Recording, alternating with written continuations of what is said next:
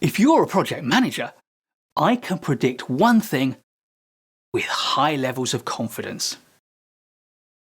You spend a lot of time in meetings.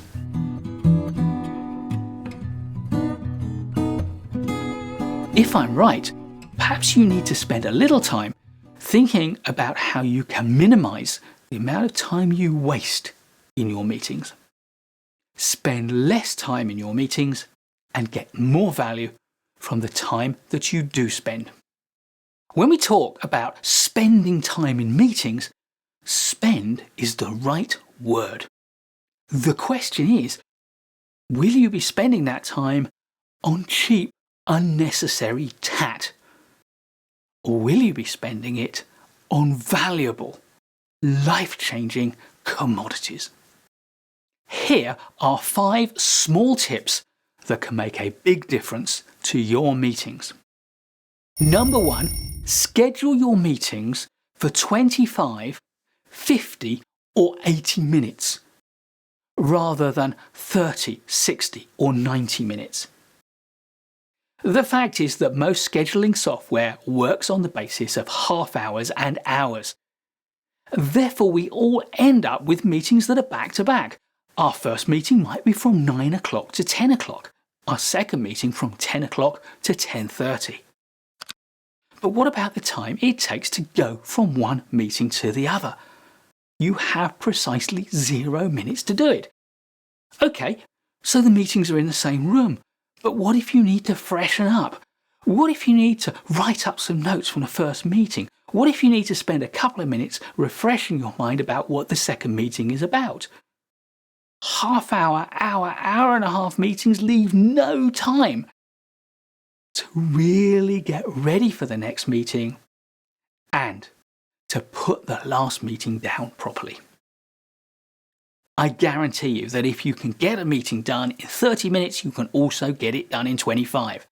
If a meeting needs an hour, then if you're brisk, you can get everything you need done in 50 minutes. And that then gives you 10 minutes to get to your next meeting, to take a break, to get a cup of coffee, to write up your notes and to read into what the next meeting is going to be all about. That way you will be more effective in the next meeting, you will have made more effective use of the previous meeting, and you'll be more relaxed. Tip number 2. At the start of every meeting, check first whether anyone in the meeting has some pressing things that they need to share with the meeting or get off their chest before you start. If they have, you can decide what to do. You can decide whether to talk it through straight away, to put it to the end of the meeting, or to acknowledge it but say that this is not something you're going to discuss. If you don't allow people to raise this at the start of the meeting, it will distract them from the business of the meeting anyway. So the 5 minutes of distraction going around the room and checking is a lot less distracting. It is time well spent, and sometimes someone will have something important to say that will change the way you want to handle the meeting, and rightly so. Number 3, meetings are about 2 things: content and mood. You need to spend as much time focusing on the mood of the meeting as you spend on the content.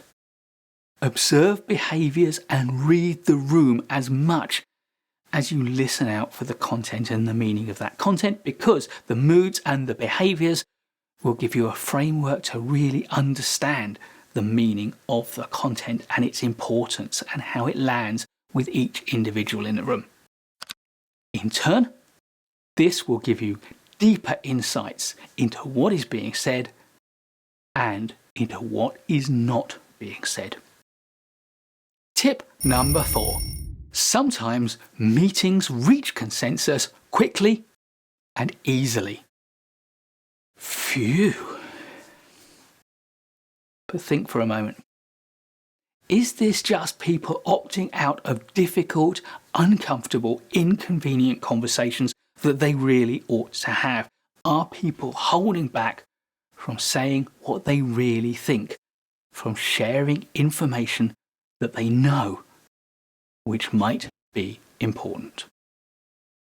You need that deeper conversation to uncover the awkward facts and to help you figure out what they mean.